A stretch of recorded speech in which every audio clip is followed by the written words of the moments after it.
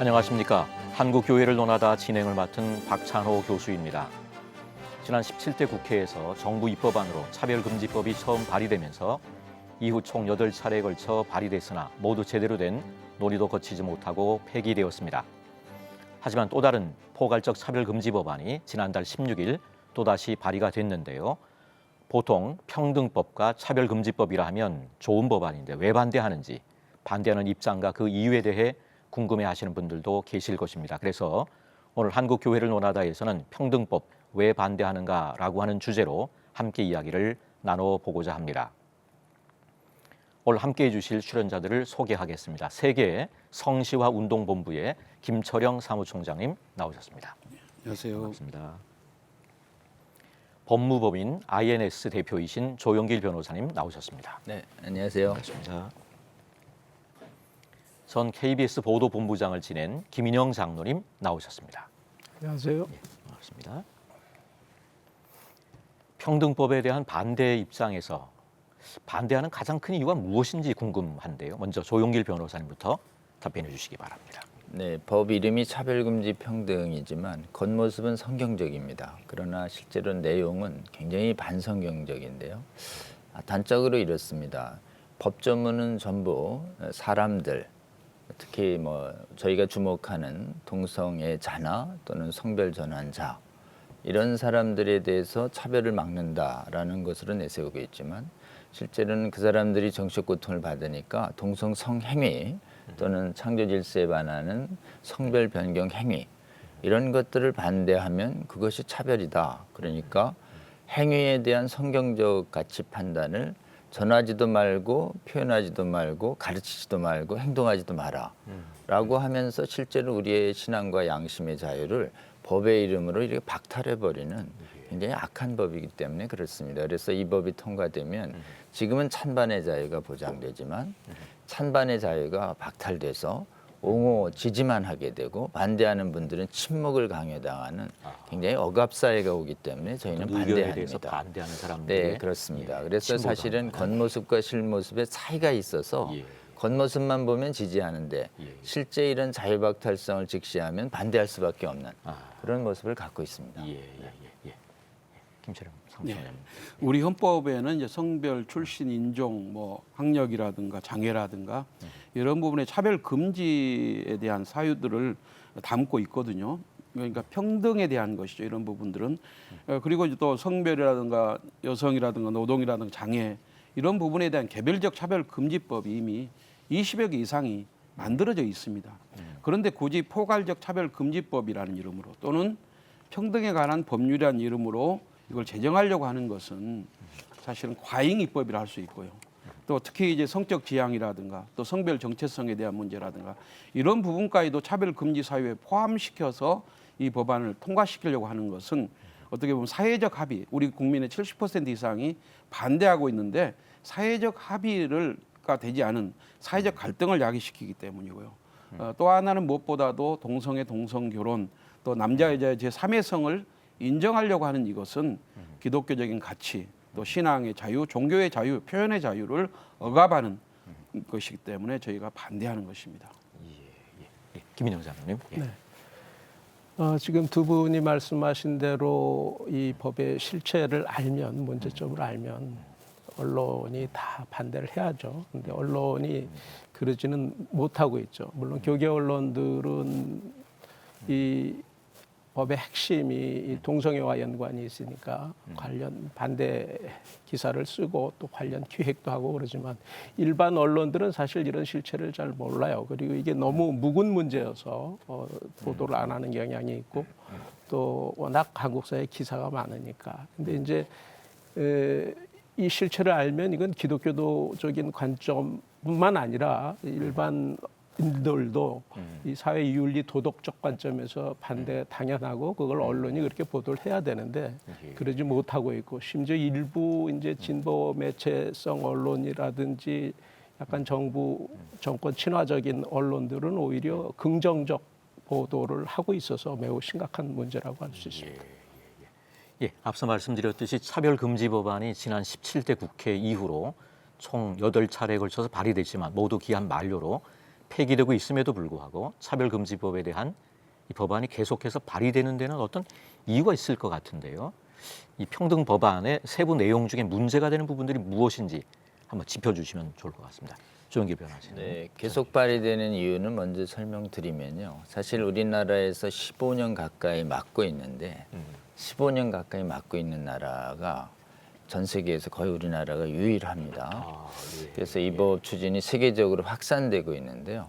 이 포괄적 차별금지라는 이름하에 성적 지향과 젠더 정체성, 성별 정체성, 또 성전환 행위를 차별하지 말라는 차별금지법을 세계 각국에 제정하라라고 하는 이런 운동이 있습니다. 이걸 글로벌 섹슈얼 레볼루션이라고 해서 지구적으로 일어나는 세계의 성혁명이라고 하는 건데요.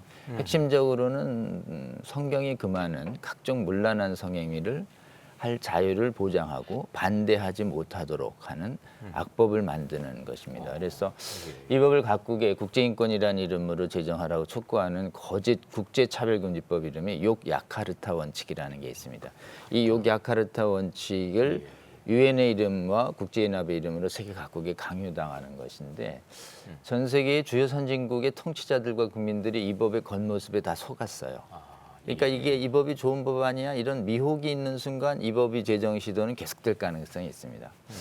핵심적으로 문제되는 조항 아까 얘기한 것처럼 사람 차별과 행위 구별을 섞어버립니다. 이게 준별하는 것이 보편 원리고 성경적 원리인데 죄인 사랑, 죄 미움 이건 구별되는 건데 죄를 미워하면 죄인을 미워하는 것이다. 이렇게 어거지를 부려서 죄를 절대 미워하지 말라는 이런 부분이 핵심 부분이에요. 그래서 뭐 여러 가지 부분이 있지만 세부적으로 가장 문제되는 조항은 이 평등법에 관한 부분 중에 괴롭힘 조항이라는 것인데요. 이 괴롭힘 조항에 이런저런 이유로 부정관념과 혐오 표현을 해서 정신고통을 주면 차별이라는 거예요. 그러면 이제 이게 동성애자, 성전환자에 대한 부정과 혐오를 표현하면 안 되겠지만 정죄지만 동성 성행위 또는 성별전환 행위에 대해서 성경적으로 부정하고 양심적으로 혐오했다고 해서 그걸 사람 차별로 모는 아주 독특한 법리를 전개합니다. 그런 근거가 되겠네요. 그렇습니다. 이 정신적 고통이라는 것 중에는 명예훼손이나 모욕을 통해서 금지해야 할 정신적 고통도 있지만 가치관 교환 과정엔 정신적 고통을 겪거든요. 진리를 말하면 잘못 살아온 것에 대해서 회개하면서 고통을 겪는단 말이죠.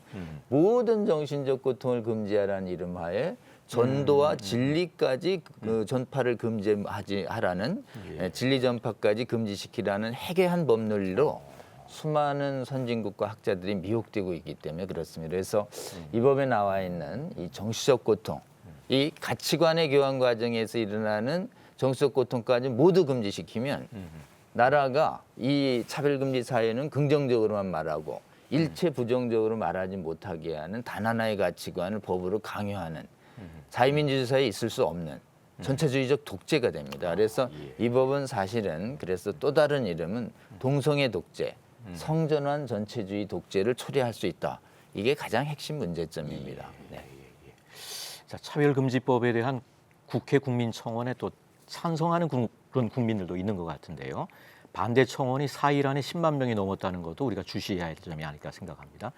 국민의 찬성과 반대 의견 등에 대한 그런 입장이 어느 정도인지 우리가 알아보는 것도 필요할 것 같습니다. 실제로 국민들의 생각과 입장은 어느 정도인지 한번 김철영 사무총장님. 먼저 전제할 것은 일반 언론들이 성소수자 문제에 대해서는 부정적인 보도를 하지 않는 것으로 한국기자협회 인권보도준칙에 포함을 시켰기 때문에 어떻게 보면 국민들이 알 권리에 대한 게 제대로 전달되지 않고 있다라는 생각이 들고요.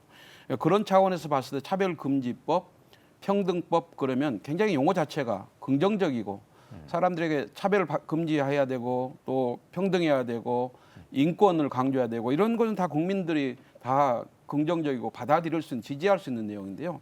실제로 이제 그러면은 이 법안들의 세부적인 내용에 대해서 국민들이 얼마나 알고 있을까 여기에 저는 이제 퀘션이라고 생각이 되는데 그래서 그 차별금지 법안에 대한 국회 청원이 10만 명이 며칠 만에 넘어섰다라고도 이야기하지만은 저희가 이제 2016년 2월 3월에 한국교회 주요 교단장 회의에서 결의를 해서 국가인권위원회법 제2조 3호에 성적 지향 삭제를 위한 개정 청원을 했는데요. 짧은 시간에 22만 명의 서명을 받아서 국회에다 제출도 했었고요. 또 그런가 하면은 이제 지난해 8월에 한국교회 총연합 30개 주요 교단 한국교회 95%를 차지하기 때문에 실제로 일부 언론에서는 한국교회 일부가 지금 포괄적 차별금지법이나 평등법안을 반대한다라고 그렇게 보도를 하고 있지만 그러나 한국교회 95%가 참여하고 있는 한국교회 총연합에서 GN컴 리서치에 의뢰해서 이제 여론조사 해본 결과로는 포괄적 차별금지법 제정이 무리가 있다라고 하는 답변이 무려 68.8%거든요. 거의 한 70%. 그렇습니다. 국가인권위원회가 조사한 내용에는 뭐 6% 정도, 66.5% 되는데 사실은 질문 문항 국민들이 자세하게 알면 거기서는 찬성하는 걸로 나온 겁니다. 그렇습니다. 또 찬성하는 걸로 나와 있고 한교총 쪽에서 68.8%는 반대하는 걸로 이렇게 나와 있고요. 또 하나 우리가 이제 간과해서는 안 될 것이 이게 과잉 입법이라고 하는 것입니다.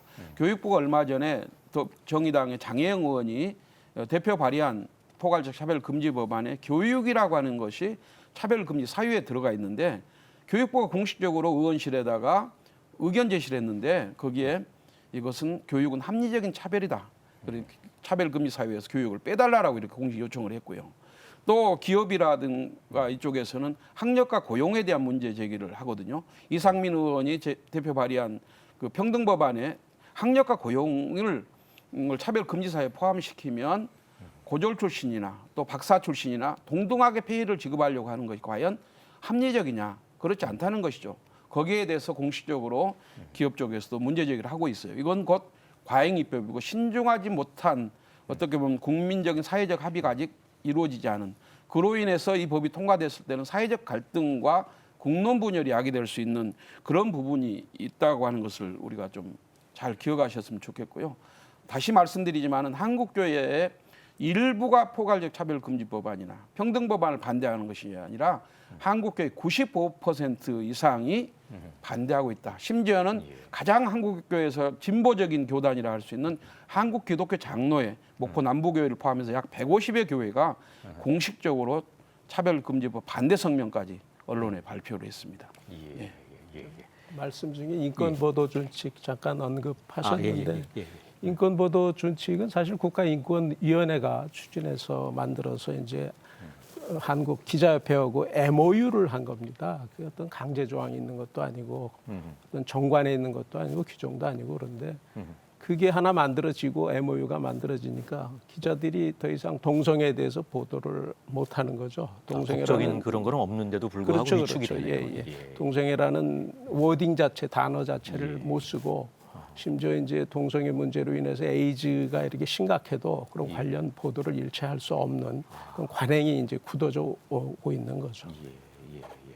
지금 그래서 평등법이라든가 이렇게 차별금지법을 우리가 반대한다 그러면 평등은 좋은 거고 차별금지도 좋은 건데 왜 그걸 반대하느냐 이렇게 될 것 같은데 그런 면에서 지난 4월에 진평년이라고 하는 진정한 평등을 바라며 나쁜 차별금지법을 반대하는 전국연합, 좀 길기는 합니다만은 진정한 평등을 바라며 나쁜 차별금지법을 반대하는 전국연합에서는 장로님 말씀하신 것처럼 이 공중파 방송사들에 대한 걸 언급하면서 급진적 젠더 이데올로기 관점의 편향적 보도를 즉각 중단하고 사과하라고 하는 그런 제목의 성명서를 발표했는데 실제로 이 방송 언론사의 어떤 편향적인 보도 어느 정도이고 또 그 이유에 대해서 좀 더 부연해서 설명해 주시면 좋겠습니다.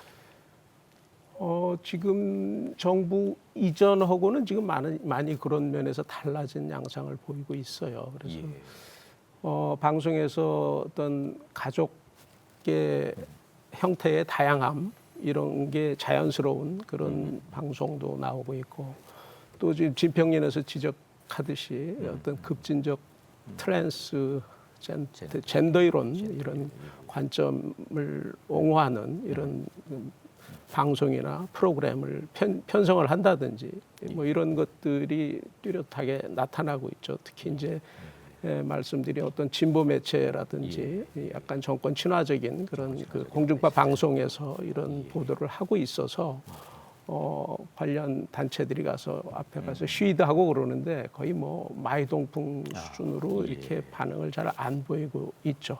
그리고 이 최근에 이제 기사 난 것도 보면 이 차별금지법 평등법 발의된 다음에 이걸 촉구하는 청원이 22일 만에 뭐 10만 명 달성했다고 그래서 그걸 굉장히 긍정적 기사로 많이 다뤄주고 그러는데 이 기독교계에서 이걸 또 이제 반대하는 청원을 해서 이제 91시간 만에 10만 명을 넘어섰잖아요. 굉장한데 그런 건 또 보도를 그런 잘 보도는 안 하고 잘안 있죠. 되고. 예. 조 변호사님 또뭐 언론 네, 보도 지금 뭐 관련해서? 최근에 평등법 반대에 관한 보도 기사들 보면은 원래 이런 게 있으면 이제 토론회도 열고 그래야 되지 않습니까? 예. 근데 3, 4년 전에 토론회 열고 또 얼마 전에도 토론회 열으면 토론회 열 때마다 이 자유침해성이 드러나고 이 댓글로 보면 반대가 확 높게 나오니까 알려지면 토론회를 안 반대하는 열어요. 그래가지고 요즘은 어떻게 하냐면 일방적으로 보도 기사를 써내가지고 작가가 그래서 평등법 그래서 최근에 저희 진평년의 대표이신 길 교수님이나 저희가 만든 법률가회가 검수한 드라마를 딱 띄워놓고 이게 너무 괴담이다, 잘못됐다 이러면서 누구를 내세우냐면 근거들 전혀 없고 기자가 일방적으로 진술하거나 아니면은 뭐 이상민 의원이나 장혜영 의원 발의자를 갖다 놓고 이게 거짓말이라는 일방적 주장만 하고 있는 거예요.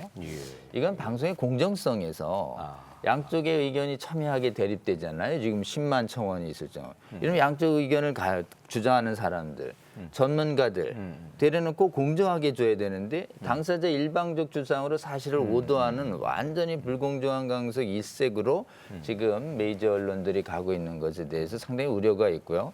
저희가 이렇게 이제 좀 이렇게 이의 제기하니까 그래도 조금씩 반대 의견들이 조금씩 나오고 있는데 주로 주요 메이저 방송들이 방송의 공정성을 좀 회복해서 양쪽 주장과 근거들, 전문가들을 놓고 국민들이 좀 잘할 수 있도록 공정방 보도를 해주시기를 이 기회에 부탁을 드립니다. 예. 그런 면에서는 이 주요 언론들이 너무 이렇게 정권 따라서 많이 이렇게 정권보다는 많이 이 흔들리네요. 부분에 대해서 긍정하는 예. 사람들의 입장만 일방적으로 지지하고 있다 이렇게 볼 수 있습니다. 사실은 정권의 문제로 해석하기는 좀 어려움이 있습니다. 네. 특별히 기독교계에서 이 평등법을 반대하는 이유는 반성경적인 내용들이 그 안에 들어있기 때문이라고 하는 그런 입장인데 이 평등법 안에 담겨 있는 반성경적 내용은 무엇이고 기독교계에서 평등법에 대해서 강하게 반대하는 근본적인 이유들은 무엇인지 한번 김철영 사무총장님 말씀해 주시겠습니다. 저희가 2013년 3월에 당시에 민주당의 김한길 대표 그리고 최원식 의원 두 분께서 포괄적 차별 금지 법안 1법안, 2법안을 약 60여 명의 의원들이 동참한 가운데 이걸 발의를 했습니다. 제3법안은 통합진보당의 이석기, 김재현 의원. 그런데 그 법안을 저희가 입수하고 여야 신실한 기독 국회의원들이셨던 우리 김영진 민주당 국회의원 그리고 황우여 또 장로님 그리고 이제 전용태 변호사를 포함한 법률가들과 함께 이 반대와 철회를 위한 운동을 전개를 했는데요. 그때 저희가 이제 한 달 만에 1법안, 2법안을 자진 철회하게 만들었고 그리고 제3법안은 통합진보당이 해산되면서 자동적으로 이제 이렇게 철회가 돼서 그때 이제 막을 수 있었는데요. 그때나 지금이나 동일하게 지금 문제가 되고 있는 한국교회가 문제 제기를 하고 비판하고 있는 것은 첫째는 성적 지향입니다. 국가인권위원회법을 준용하는 모든 인권법에는 이 차별 금지 사유를 중에 성적 지향이 들어 있거든요.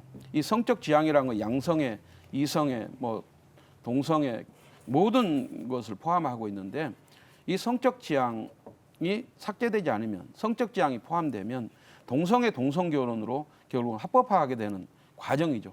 우리가 동성애 행위 자체에 대해서 또 동성애자들 행동에 대해서는 우리가 뭘 하지 않습니다. 다만 우리는 국회의원들 입법을 하는 국회의원들로 하여금 그거를 합법화시켜서 기독교의 가치를 지키지 못하게 하고 또 강단에서 교육 현장에서 동성애가 성경적으로 잘못됐고 창조 질서를 거스린다고 하는 사실을 그걸 비판을 봉쇄하는 물론 이 법안들에는 처벌이라는 규정은 담아 있지 않지만 법적 제재를 받을 수 있기 때문에 종교자유 차원에서 그걸 반대하는 것이고요.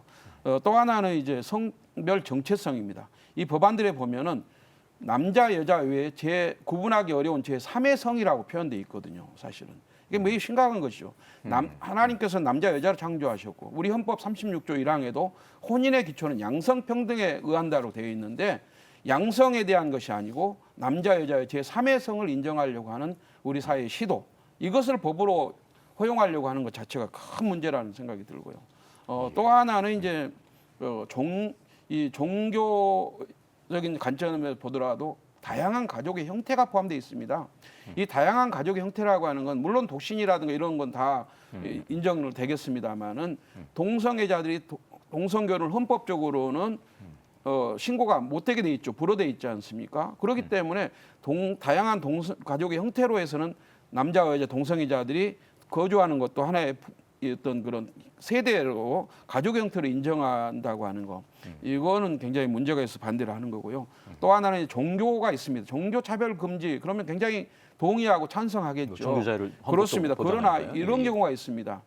반사회적 그런 그 가정을 파괴하고 학교를 못 다니게 만들고 또 우리 헌법에 위반되는 일부 다처제를 용인하거나 테러를 자행하는 걸 정당화시킨다든가 예를 들어서 이런 반사회적 사이비 집단에 대해서 비판할 경우에 종교차별 사유로 해서 이게 법적인 제재를 받을 수 교회로서는 있다. 동성애를 반대하는 것도 못하게 되고 그다음에 이단에 대해서도 그렇습니다. 이단이라고 이해를 못하게 그렇습니다. 되는 거예요. 그다음에 또 하나는 이제 사상입니다. 사실은 2013년에도 저희가 여야 의원들, 기독의원들이 한국교회가 같이 문제를 제기했던 사상인데요.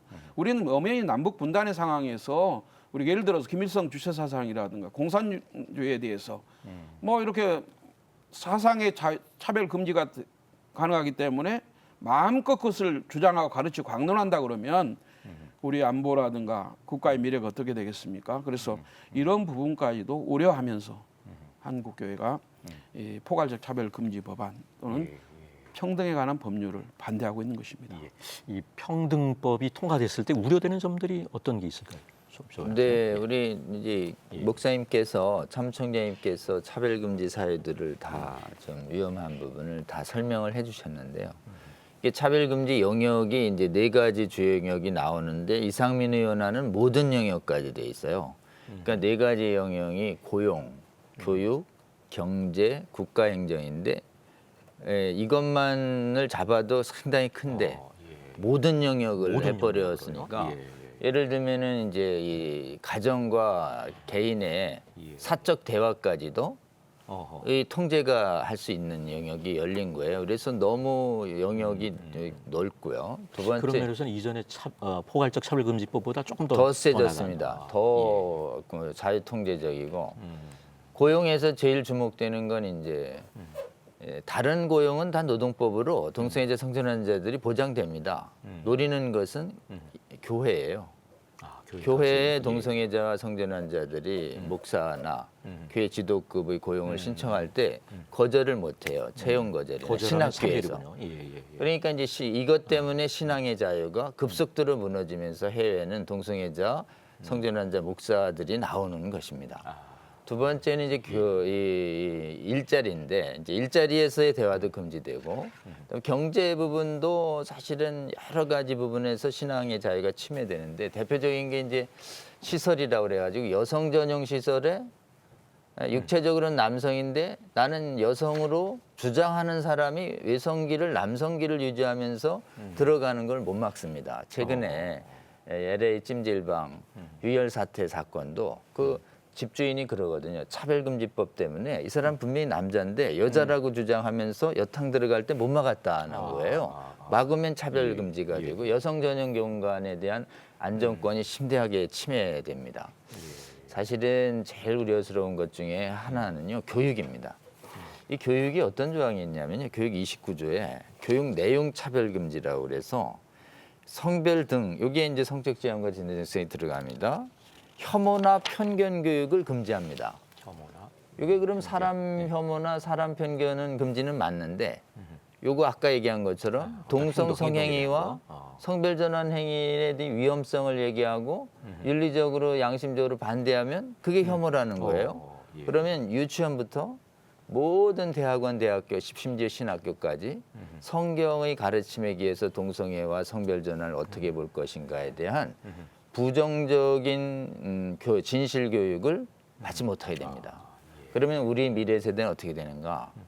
전부 옳다고만 얘기했기 때문에 교회의 가정에서도 동성애자와 성전애자가 속출하는 것이에요. 실제로 통계적으로 증명이 되고 있습니다.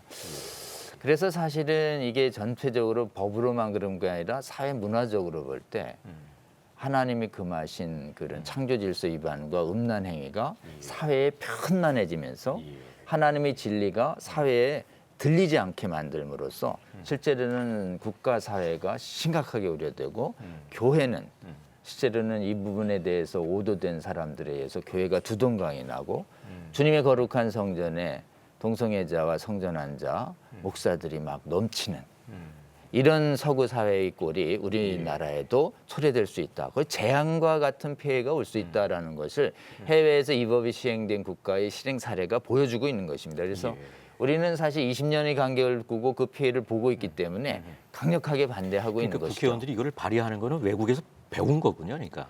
자신들은 모를 겁니다. 예. 일부 사람들에 의해서 표면적으로만 속고 있지 해외의 사례를 들이대면 증거로 안 믿으려고 그래요. 설마 이러냐. 예.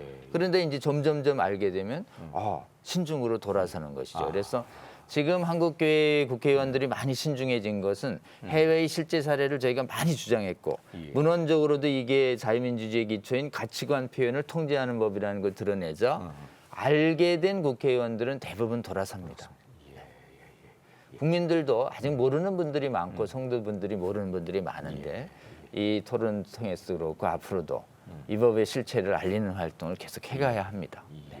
김인영 장관도 차별금지법이 통과될 때 우려되는 점에 대해서. 우려되는 점 뭐 두 분이 충분히 말씀을 하셨고 다만 언론 입장에서 좀 말씀을 드리면은 아까도 말씀드렸지만 인권보도 준칙이 그게 어떤 강제성이 있는 이런 그 MOU도 아닌데 이 기자들이 영향을 받아서 성소수 그 인권보도준칙 8조에 성소수자 조항이 있거든요. 거기에 영향을 받아서 이 동성애라는 용어도 못 쓰고 또 그 관련해서 이제 에이즈의 문제의 심각성 이런 걸 일체 기획 보도도 못 하고 실제로 이제 들어가서 네이버나 다음이나 이런 데 들어가서 보면 2014년 이후로는 관련 그 에이즈와 동성애의 상관관계 통계도 거의 없어요. 이제 발표를 안 하니까.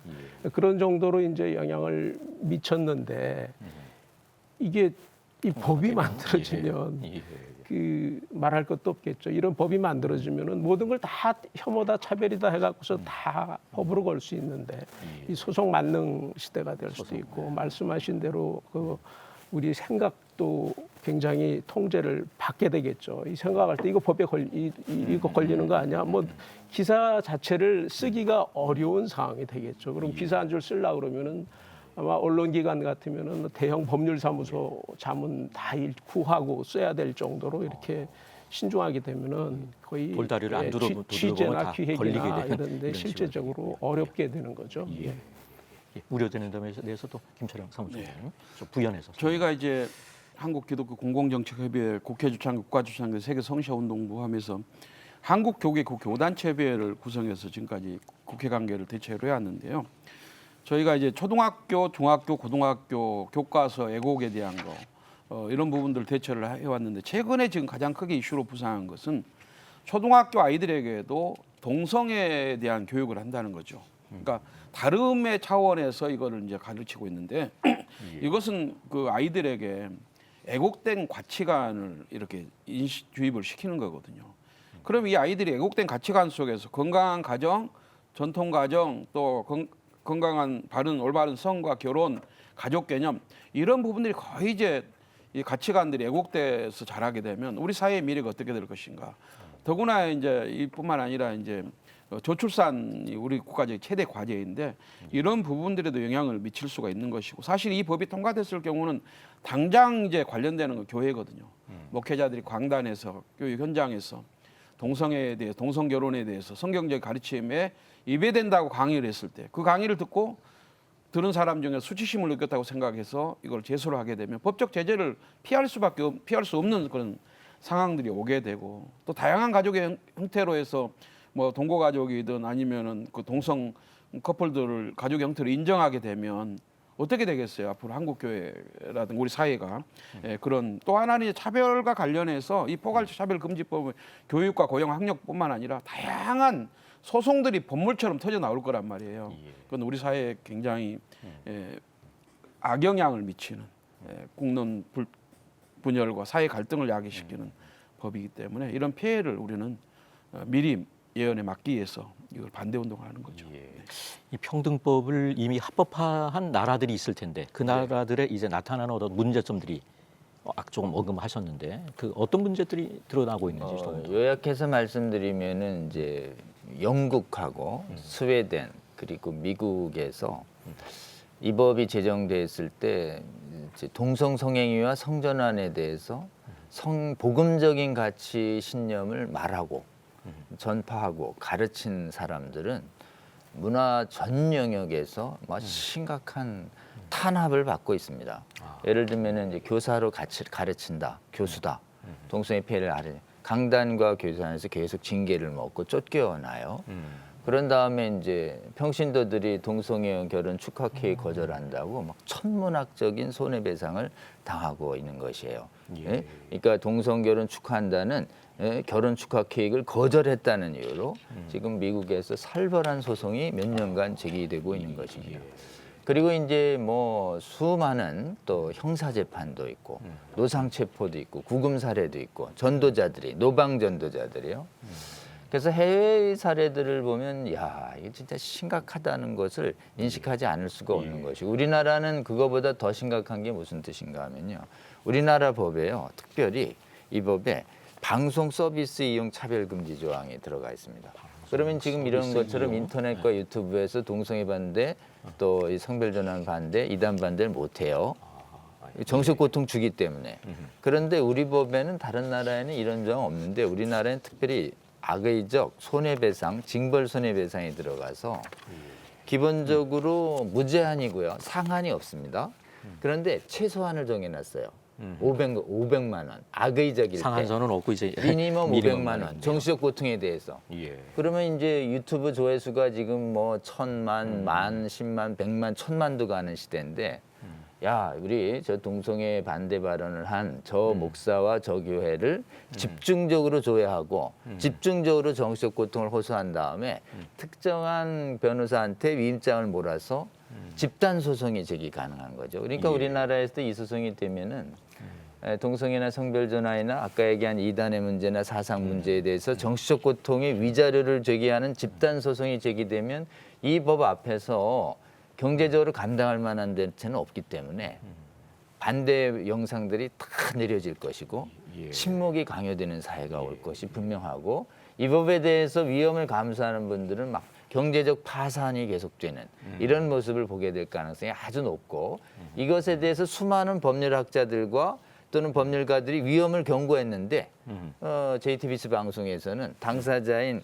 이상민 의원과 장혜연 의원 갖다 놓고 동성애 반대 발언하면 100억 벌금 괴담 유포 뭐 이런 식으로 수많은 전문가들의 정당한 의견을 아무런 전문가적 의견 없이 제목에서부터 괴담 유포자로 막 낙인 찍히는 이런 왜곡 편파 방송이 지금 심각해지는 상황인데요. 양쪽 이 법에 대해서 위험하다 안 위험하다는 양론이 있을 때 누가 위험하다고 하는가 또 위험하다고 얘기하는 사람이 그 분야의 전문 경험자이고 전문가인가 이걸 보면서 국민들께서 해외의 사태와 전문가들의 의견을 감안해서 이 법의 위험성을 직시해 주시면 좋겠습니다. 지금 이 차별금지법, 뭐 평등법에 대해서 목회자라든가 이 반대 의견을 제시했을 때 부당하게 뭐 어떤 피해를 받는 그런 경우들이 존재하는지요? 김철영 사무총장 한번. 아직 우리나라에서는 이 법이 통과되지 않았기 때문에 이 부분을 가지고 지금 선뜻 이렇게 사례를 말씀드리는 건 조금 어려울 것 같고요. 우리 영국 런던 성시아 운동본부의 우리 선교사님 한 분이 20여 년 동안 런던에 있는 교도소 사역을 해왔습니다. 그리고 매일 거의 노방전도를 거리전도를 했는데 평등법이 통과된 이후에 교도소 선교 사역이 이제 막혔습니다.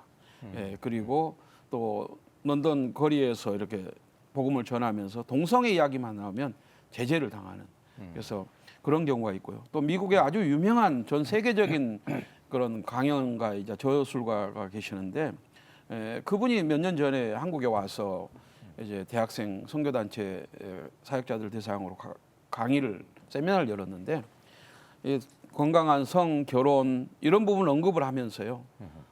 동성애 관련된 부분에 대해서는 언급을 안 하셨어요.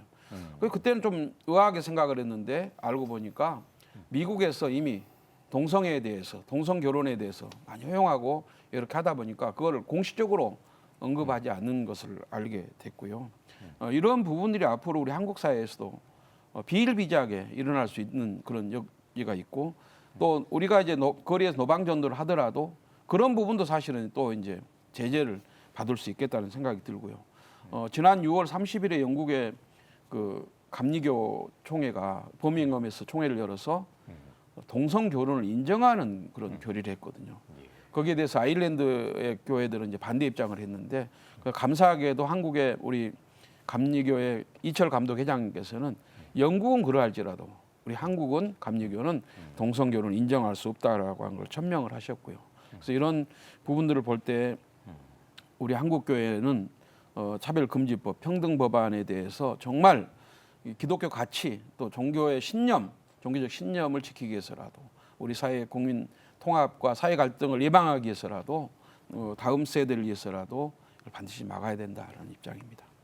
예, 정길 변호사님 뭐 부연해서 설명하실 내용이 있으신지요? 예. 해외 수많은 좀 사례들에 대해서 그게 드러나면 그 실체가 드러나면 막 위험하니까 무조건 근거도 없이 가짜 뉴스다라고 낙인 찍습니다. 예. 근데 사실은 해외의 사례들은 보도, 판례, 근거들이 참 많습니다. 그래서 이 법이 먼저 시행된 국가들에서 일어나는 사례들과 또 해외 한인교회의 사람들이 증언해주고 있습니다. 그걸 보면서 그리고 이제 이 법 통과되면 교회와 미래 세대가 아주 위험합니다. 그래서 이 법에 대해서 겉모습이 아니라 수많은 증거들과 사례들을 통해서 나타나는 이 법의 실체, 이걸 계속 좀 배워가셔서 이 법의 겉모습에 속지 않는 한국 국민들과 성도들이 되면 좋겠습니다. 네. 예. 김인영 장로님. 예. 두 분이 충분히 말씀을 하셨고요. 저는 아까 말씀 중에 이제 정권 친화라는 표현을 써서 자칫 오해할 수가 있어서 우리 조 변호사님도 잠깐 언급을 하셨지만은 이게 정권 차원에서 추진하는 건 아니죠.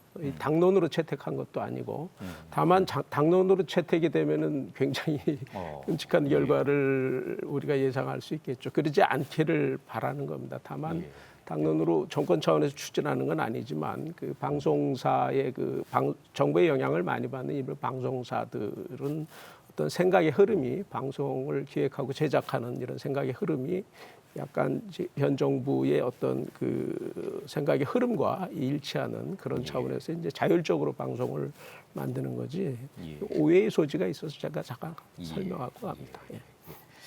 예, 평등법이 이제 바로 세워질 수 있도록 기독교계와 정계 또 사회적으로 현재 어떤 노력들이 이루어지고 있는지 더불어 지금의 잘못된 법안이 통과되지 않도록 어떤 노력들이 필요할 것인지에 대해서 나누면 좋겠습니다. 저희가 2007년에 이제 그 정부가 국회에다가 차별금지법 제정을 요청을 했었거든요. 그게 물론 이제 지나가 버렸지만은 그거로 계속해서 지금 매 정부마다 정권마다 국회에서 포괄적 차별금지법 제정을 지금 시도를 해오는데 계속 지금 막혔죠. 근데 이번에는 이제 굉장히 특정 정당이 의석이 굉장히 많이 차지하고 있기 때문에 당론으로 채택할 경우는 굉장히 그 통과될 위험성도 있다라고 생각을 합니다만은 저희가 이제 국회 여야 기독 국회의원들을 포함해 국회의원들을 만나서 면담해보고 또 전국의 기독교연합회 세계 우리 성시아 운동본부가 우리 조 변호사님도 다니시면서 이렇게 개별적으로 국회의원들을 면담해서 이 법을 설명할 때는 대부분이 다 거의가 다 반대 입장이었습니다.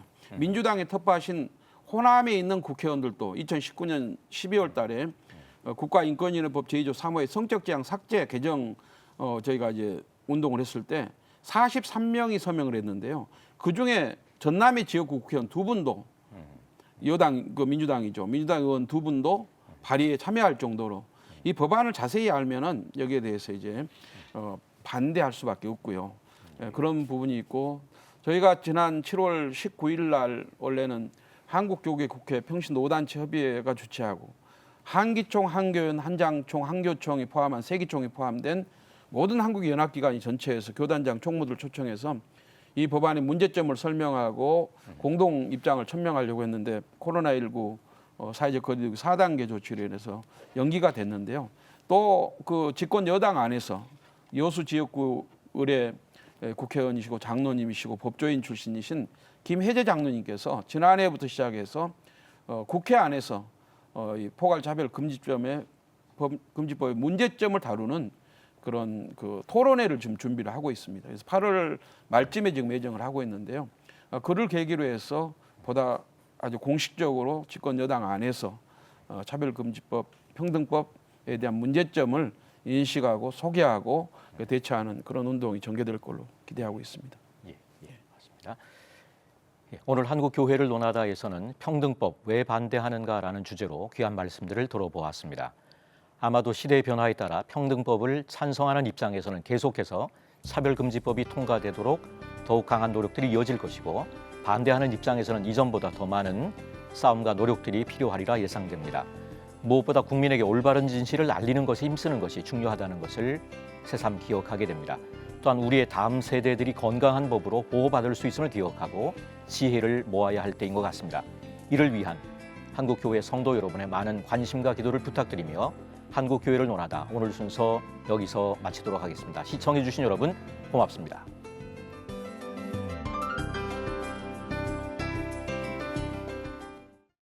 이 프로그램은 여러분의 미디어 선교 후원으로 제작되었습니다. 선교는 사명, 후원은 동역. 당신도 복음을 전할 수 있습니다. 선교 후원 02-6333-1003번